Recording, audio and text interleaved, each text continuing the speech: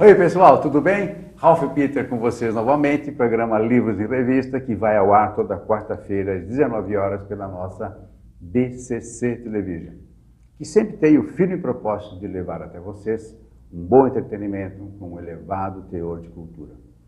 Entretenimento, talvez hoje nem tanto, porém um grau de cultura muito interessante e muito diferenciado. Nós estamos recebendo aqui ao meu lado direito a jornalista Roberta Baroni, que carioca, para nossa sorte, gáudio e satisfação, que radicou-se em São Paulo e trouxe ao mundo um livro muito interessante, que visa resgatar uma instituição que sempre tem também o propósito de nos proteger e que normalmente não recebe as glórias e vive sempre sendo injustiçado, porque em toda agremiação tem o bom e tem o mal. Há bons advogados, há péssimos advogados, juízes, então, nem se fala. Aliás, nos mais altos escalões, nós estamos vivenciando isso dia a dia, desafortunadamente. Parece que isso está arraigado em nosso ser, mas aos poucos nós estamos nos limpando desses males. Porém, essa instituição que essa moça Roberta Baroni trouxe ao mundo no seu livro, que eu vou ter que ler o nome direitinho, Linha de Tiro, o desafio de ser policial, é muito esclarecedor e deveria ser lido pelos pais aos seus filhos. E os seus filhos poderiam ler aos seus pais. Porque a sociedade toda se beneficia de uma carreira para poucos e que muitos não conseguem entender e muito menos, por consequência, aquilatar. Roberta, muito obrigado por ter vindo. Uma honra estar aqui. Você é uma menina muito interessante, não só pela tua inteligência, como pela tua postura. Você é muito bonita, muito obrigada, muito simpática e realmente trouxe ao mundo. Quando eu recebi o teu livro, eu falei, pô, será que eu tenho alguma coisa a ver com aquele filme lá que fala do Rio de Janeiro? É, Tropa de Elite. Tropa de Elite e tal, tinha esquecido, que muito bom filme, por sinal. Mas não, foi surpreendente. Você trouxe à lume uma edição que faz justiça ao que eu conheço também, por coincidência, conheço também de bastidor. Qual é o intuito do livro? Por que você se dedicou a essa literatura e o que os nossos espequinautas vão encontrar nas suas páginas? Conta tudo e não mente. Eu, na verdade, foi uma paixão, né? Foi um caso, foi um assédio pessoal, né? Na verdade, eu me senti assediada pela instituição e comecei a prestar atenção e observar o trabalho da polícia, o que motivavam, o que levavam esses homens e mulheres a irem para a rua nesse desafio diário. E a gente está vivendo um momento de segurança pública bastante inseguro. E o que levava, o que faria com que esses homens e mulheres fossem para as ruas, né, em prol da população, com salários tão defasados, tão abandonados, tão desagradavelmente desamparados pelo governo, pelo Estado. E isso me trouxe então à tona começar a pesquisar não só o porquê, esse pacto que eles têm, esse juramento que eles fazem, que é um juramento de sangue e que não é salário, obviamente, que os move a estar ali, mas o que os levava a estar nessa profissão. Descobri que a resposta que me foi dada pelo meu querido capitão Conte Lopes, que foi o primeiro que eu entrevistei, ele disse: Roberta, você vai descobrir até o final do livro que se chama espírito. É um espírito que está conosco, que nasce dentro da gente, e a gente se dedica a isso, a gente coloca a nossa vida em risco, a gente, se tiver ali na ponta uma ocorrência, mesmo que nós estivermos fora do nosso serviço, do nosso momento de operação, a gente vai para o embate, porque é um pacto que a gente fez com a sociedade, é quase que um juramento. A cabeça deles muda no momento, que completamente no momento que eles entram para servir a polícia. desde um rapaz novo que eu vim acompanhando, que a mãe dele me ajudou muito nessa pesquisa, e esse menino foi para a Academia do Barro Branco. Eu tive a oportunidade de escutar ele falar no telefone que ele já começou a sentir dentro dele uma mudança. Quer dizer, a mudança interna, a relação deles vai mudando, o olhar vai mudando, é algo inexplicável. E o livro faz questão de mostrar o desafio mesmo, o dia a dia. Também tem muita técnica, quando dizem que é um livro técnico, ele tem dados informativos para que a gente possa entender a situação da polícia, da criminalidade, da letalidade, da quantidade de policiais que estão de modo sofrido, a própria PMDFESP, para quem eu reverti a renda, a situação em que vive o policial no momento em que ele é atingido, ou que ele é derrubado, e que ele fica encadeirado, fica impossibilitado de retornar ao trabalho dele. E ele continua se sentindo um policial, um associado da PMDFESP, mas ele vai ser eternamente, ele carrega aquele espírito da polícia. Isso me moveu mais ainda e fez com que eu revertesse a renda. É um instinto, né? É um instinto. Assim, que pode ser descoberto ou não. Eu acho que, assim, muitos deles, quando eu entrei na primeira vez numa comunidade... Aqui em São Paulo? Aqui em São Paulo. E foi numa comunidade simples, e vários garotinhos se juntaram à minha volta para perguntar: tia, que sobre o que o livro? Ia lá, se penteavam, se arrumavam. Teve um mais eufórico, que colocou lá a camiseta do time de futebol e falou: vou sair numa foto, prometo sair no livro.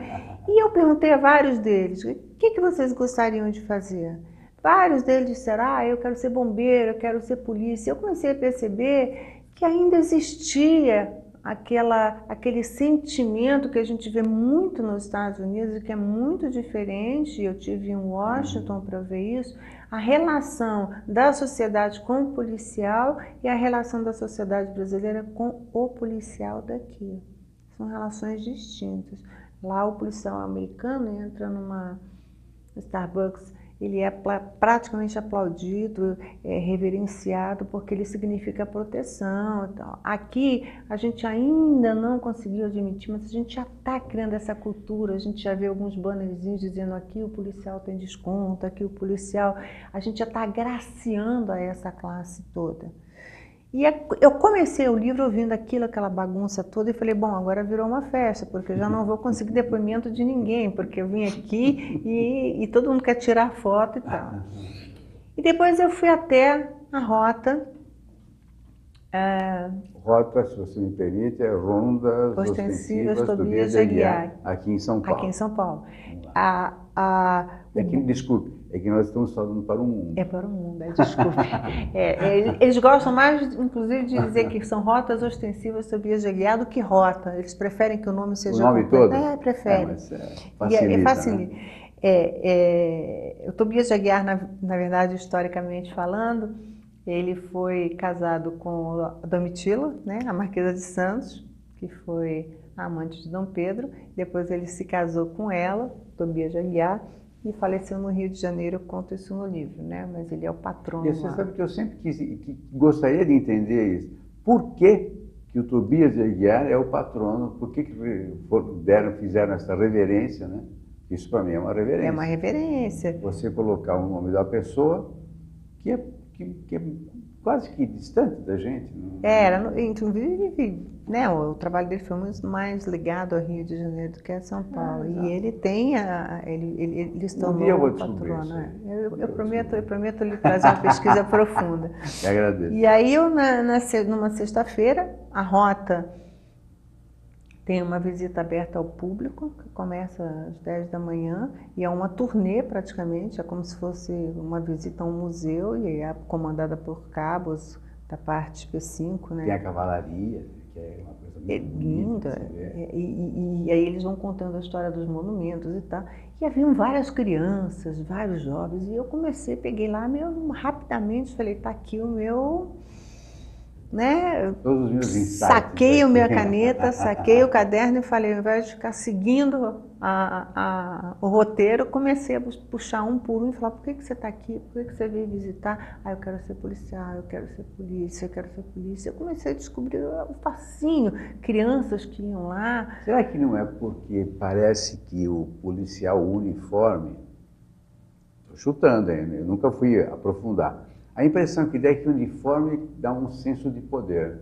Era um senso de Será que é isso? Eu né? acho que sim. Eu acho que na fase infantil, então, ele traz um senso de herói, de segurança, de segurança, né? De um super-herói. Deve ser isso, né? E para a gente, nós mesmos, né, no nossa ótica, em algumas pessoas, dá a sensação de proteção e segurança. Quando eu era criança, eu sentia isso. Eu também sentia.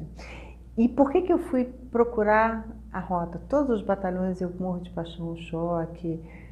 Todos. Aliás, tudo começa no Copom. O Copom é uma instituição bravíssima. Qual é o nome do Copom? Copom o que é? O Copom é o Centro de Operações, né, da polícia. Centro de Operações. E é ali que tudo começa. Toda operação, inclusive da rota, a chamada começa no 190. Quer dizer, quando você liga para o 190, é o Copom que atende. É o Copom que atende. E ele Aquele distribui. bando de gente, é muito. Ele distribui, existem várias fileiras, várias alas, e ele que distribui para quem vai, que chamado vai, quem está mais próximo, se manda a rota, se manda o GAT, e que tipo de ocorrência é. Eles têm uma relação muito estratégica, de muita seriedade no atendimento. Eles Sim, porque se o cara dá uma determinação errada, acabou a operação. E eles se mantêm, eu digo que ouvir, né, o Copom, colocar o fone, é como a gente assistir um filme de terror de olhos tampados. Porque você só escuta... A atenção o tempo todo, presumo. Ninguém liga e fala: oi, bom dia, muito obrigado, até logo. Não, assim, é um problema, né? Olha, vão me matar, vão me pegar. E a pessoa precisa manter o controle, manter a calma. E nesse momento que a pessoa do outro lado, né, o civil está achando que o Copom está escutando tudo para começar, ele já está ali no despacho, já está procurando uma viatura mais próxima, já localizou. Até porque ele precisa filtrar se é verdade ou não. Exatamente. E o cara tem até expertise para isso, né? É, para sentir, para ter essa percepção. Tanto é fato que se a ligação cair, eles não ligam de volta. E existe um motivo, porque se a pessoa está escondida falando no celular, eles não querem, obviamente, colocar em risco a vida daquela criança. Então, aí aciona, né? Eles evitam o retorno da ligação. Então, é literalmente assistir um filme de terror de olhos tampados. É uma coisa... Eu nunca tinha feito essa ilação, mas deve ser isso mesmo. Eu fecho os olhos. Você presenciou, né? Eu tive lá, né? Assim, eu precisei sentir, né? Como eu precisei sentir as paredes da rota. Mas então deixa eu esclarecer. Quer dizer, você teve a ideia de fazer o livro a partir de uma visita que você fez à rota? Foi, exatamente. E aquele quadrilátero é fantástico, né? Tem de tudo ali, né? Tem as relíquias de, não sei o que. As madeiras. Joias da coroa. Tem a sala, tinha uma história maravilhosa. Tem a igreja de Frei Galvão, tem a igreja de Santo Expedito. Santo Expedito, que é tudo da rota. E que o livro foi feito no Museu de Estado da Polícia de São Paulo, que é do lado da igreja de Santo Expedito. Tanto que o pároco da igreja de Santo Expedito é um capelão. Exatamente. Não é um padre. Não é um padre. É um padre, porém um capelão policial. E foi feito o lançamento lá. Olha, sorte. Foi muito interessante. A gente fez o lançamento dentro da capelania, do lado da igreja de Santo Expedito. Quer dizer, e ali na frente tem o batalhão de choque. Eu realmente acho que foi uma missão, né? Eu digo assim, a minha colaboradora, que eu ficava horas em casa escrevendo e pesquisando muito, ela dizia que tinha dias que parecia que eu incorporava. Estava em transe. Que eu não comia, não bebia, não falava com ninguém. Mas é isso mesmo, isso chama-se envolvimento. E eu levantava papéis, e eu colocava, tirava, pesquisava, voltava. Que ninguém se atreva a falar com você. Não, né? eu falava com ela, eu não existo. Mas está pegando fogo, deixa pegar. Chama o bombeiro. E tinha dias que eu levantava e não tinha a menor inspiração. Normal. E eu falei: como é difícil. Nós gêmeos sofremos muito. Você, mamãe. Falei, eu olhava e falava: o que eu tenho para escrever hoje? Aí eu dizia: não tem nada, não conseguia me ver inspiração. E eu comecei a desenvolver o livro. Ele, na verdade, é meu filho, não levou os 9 meses, levaram 7 meses. entre pesquisas dentro da Secretaria de Segurança Mas Pública. você não ficcionou, não, né? Tudo que está aqui é real, Não tem absolutamente nenhum. Nada de ficção. Não, quando me falaram até, é um livro técnico, e o Major Renato do Barro Branco chegou a dizer, olha, eu vou indicá-lo, porque ele é um professor de Direito da Faculdade de Anhanguera e da Uninove, eu vou indicá-lo para os estudantes de Direito, porque ele tem um pedaço muito técnico, exatamente para mostrar o seguinte, as informações contidas ali não foram extraídas da minha imaginação. Lógico, aí você cairia em desgraça, né? E eu cairia, lógico, inclusive, imagina, que é isso. E eu perderia a credibilidade. Claro. Elas foram extraídas de dados que eu venho acompanhando de 2012 para cá. Quando você, se me permite, Claro. Quando você fala de informação técnica, o que significa? Mas não precisa todos os dados técnicos.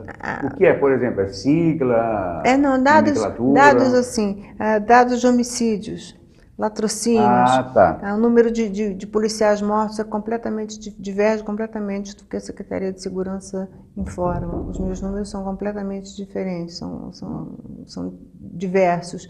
O número de policiais que são abatidos em trânsito, e aí não são consideradas essas mortes como mortes de policiais, mas porque eles estão fora da operação, porém eles continuam carregando o distintivo, a funcional e a arma, eles são policiais, o policial é policial 24 horas. Então, existia sempre um embate meu diante da Secretaria de Segurança Pública, dizendo, os números não batem, nunca casam. Mas estava em trânsito, sim, mas ele era policial, então vamos lá.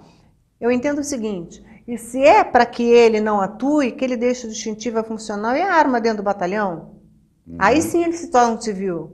Mas quando ele entra dentro de um ônibus, de um veículo, e vai para casa, pega o seu carro, a sua moto, ou mesmo a condução ao metrô, que a sua boa maioria mora em zonas modestas, sua boa maioria, até porque o salário não comporta, eles são policiais, porque eles estão armados. E se eles estiverem armados, se por acaso... Estão prontos a agir. Exatamente. Lógico. E em alguns momentos é importantíssimo até que eles não façam uso da arma, porque eles podem colocar em risco... terceiras pessoas. Mas aí eles podem cair até numa regrinha lá em relação à prevaricação. Ele tinha a possibilidade de interferir e não interferir. Existe ainda esse negócio de policial que dá tiro tem que fazer um rescaldo psicológico? Muito. Ainda tem aí, isso? Além disso, ele perde um valor, um percentual no salário dele que é retirado. Mesmo que ele salve, mesmo em defesa de terceiros? Mesmo em defesa de terceiros. Isso é uma coisa que eu não consigo entender, essa idiosincrasia miserável. Porque a gente tem o tal dos direitos humanos. Que os direitos humanos fazem questão, a gente tem coisas erradíssimas no Brasil. Mas olha, não é isso, não é de agora não. Olha, quando eu era garoto, tinha um vizinho que era policial, militar, que na época a gente chamava, tinha um outro nome, não me lembro. Uma força pública, uma coisa dessas aí. Aí um ladrão entrou em sua residência. E ele atirou não o matou, mas atirou no cara, o alvejou e tal. Ele respondeu um processo que você não faz ideia. Vários deles são afastados, vão para o psicólogo, e aí o comandante, primeiro o psicólogo, depois o comandante decide se ele está apto para voltar para a rua, se ele tem condições de voltar para a rua.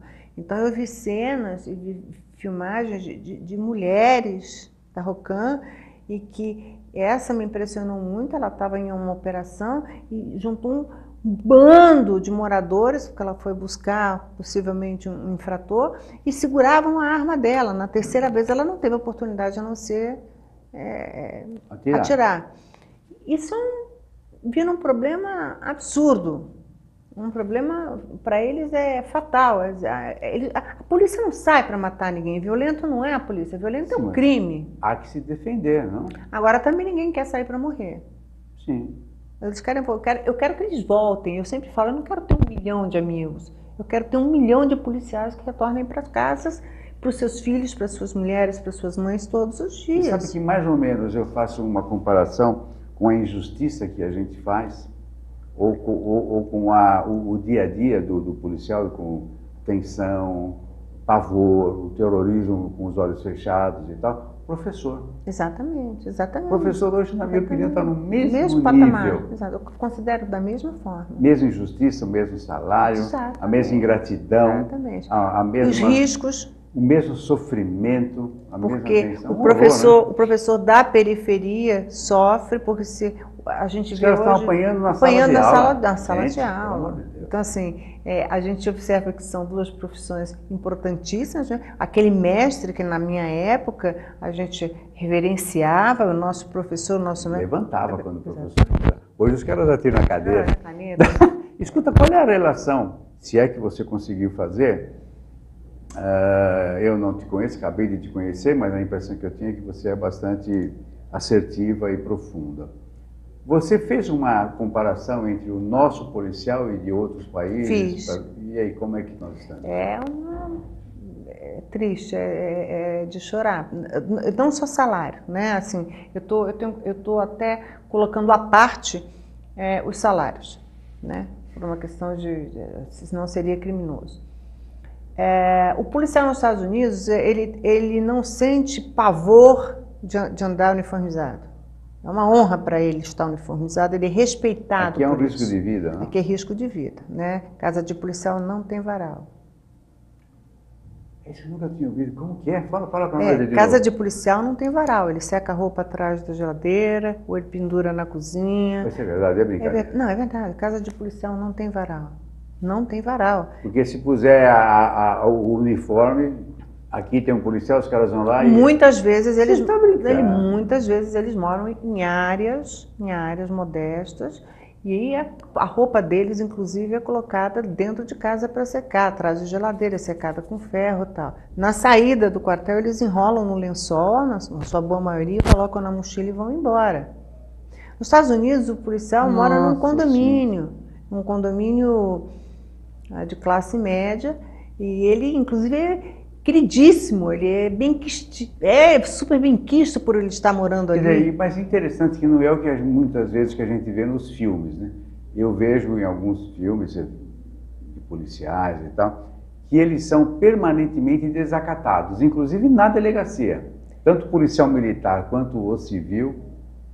Eu até me pergunto, mas será que é verdade esse desacato assim tão frequente? Os caras xingam o policial. Aqui eu acho que sim, lá não. Não, nos Estados Unidos. Não. Eu vi lá em Washington, por exemplo. Eu não consigo ver um civil desacatar um militar da maneira como os caras desacatam, pelo menos no filme. No filme, né? Eu acho que tem um pouquinho da ficção, porque a polícia americana, ela não gosta da conversa, né? Ela não está preparada para trocar informações, né? Ela não tem essa nossa solidariedade que o policial tem, porque o policial brasileiro, muitas vezes, ele é o parteiro, é ele quem faz o parto, ele é o último recurso dentro da periferia ou dentro daquela comunidade para salvar vidas. Então ele é multitarefa. Como policial, ele é psicólogo, ele vai atuar em desinteligência, em briga de família, no marido que bebeu e está discutindo com a mulher e que pegou o bujão de gás, o vizinho que está fazendo barulho. A sua grande maioria são chamadas desinteligências. A polícia americana é preparada para acabar com conflito sem muita informação, sem muita delongas. O europeu também é assim. Não existe essa... que é nosso, né? Não tem um relacionamento, não tem elan. Né? Não tem elan, não tem aquela coisa do brasileiro falar, ô chefe, ô colega. Eles ô amigão, manter, não faz isso. Amigão, puxa, senta aqui, amigão, não mata o cara desse jeito. Na verdade, eles mantêm uma distância muito grande. E eles são respeitados até por essa... Aí eu volto, né, que é uma questão até de aculturamento, a própria população sabe que ele vai dar... E o que você acha correto? Eu acho que a gente tem que respeitar a polícia. Eu acho que hoje há um desrespeito muito grande. Esse afastamento, você acha que o ideal é esse afastamento? Eu prefiro uma polícia mais... Eu não acho que a polícia não tenha que conviver com a comunidade. Eu acho muito bonita essa relação essa relação transparente. Mas eu acho que o brasileiro, talvez ele não esteja acostumado, ele confunda um pouco essa relação de cordialidade com libertinagem. Aí ele começa a bater nas costas do policial. Só assim com ele, ó. Aí virou bagunça. Eu acho que o erro é nosso, não deles. Eu acho que a polícia tá tendo uma relação muito mais amistosa hoje com a população. Fantástico, menino. Olha, é um show isso aí, viu? Você abriu, descortinou. Como eu te falei, eu conheço um pouquinho o bastidor, tenho amigos lá na Polícia Militar, então, bons amigos, por sinal. Pessoas, diga-se de passagem, honestíssimas, que a gente vê e ouve, o fulano lá, isso, aquilo e tal, não sei o quê. Mas como eu falei no início, toda carreira, toda profissão tem o bom e o mal, obviamente. Tem. E é muito difícil você separar o joio do trigo in limine, a priori. Você tem que cutucar, levantar o tapete, ver o que tem lá embaixo e tal, e vai por aí. Mas eu sei, não sei se você presenciou isso, que diariamente tem uma limpezinha. Tem sempre, né? Então, assim, aquele que sai do trilho, fora. Fora, eu até começo o livro dizendo, falando sobre o BOP, né, sobre a instrução, que é dificílimo, né? Ali é uma prova de fogo mesmo. E que eles pedem, quando é dita essa história, pede para sair, não é uma desonra, é porque eles querem ver até o limite, até onde você vai, né? Que eles querem uma polícia íntegra, segura do que vai fazer, sabendo que é um sacrifício, o salário é um horror, é pavoroso. Então, isso sempre me surpreendeu muito, porque o treinamento é muito difícil, chegar a esses... não é um treinamento curto, não, ele é longo, exaustivo, né? Tem alguns de 6 meses, é um negócio sério. E eles passam por uma lavagem cerebral, e é muito interessante acompanhar, porque normalmente entra uma turma de 56, terminam 12, e muitos ali estão pela 3ª, 4ª vez, e se tiverem que voltar, vão voltar de novo, porque todos são policiais, no fundo, né? São batalhões diferentes.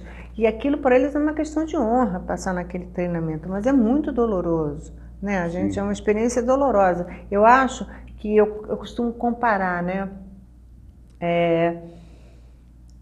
A mente, eles trabalham muito mais o psicológico do que o físico. Eles precisam entender, aguentar a pressão, se manter sob pressão e, mesmo assim, manter a técnica, a estratégia e a segurança. Manter-se afastado do acontecimento. Porque matar não é uma coisa normal. Não. Como você falou, eles não estão lá para isso. Não. Tanto quanto não estão para morrer. Não, e não é uma coisa natural. Dizer matar é uma coisa natural. Eles entram num processo. Com certeza não. Com certeza é muito doloroso. Menina, nós estamos encerrando, infelizmente.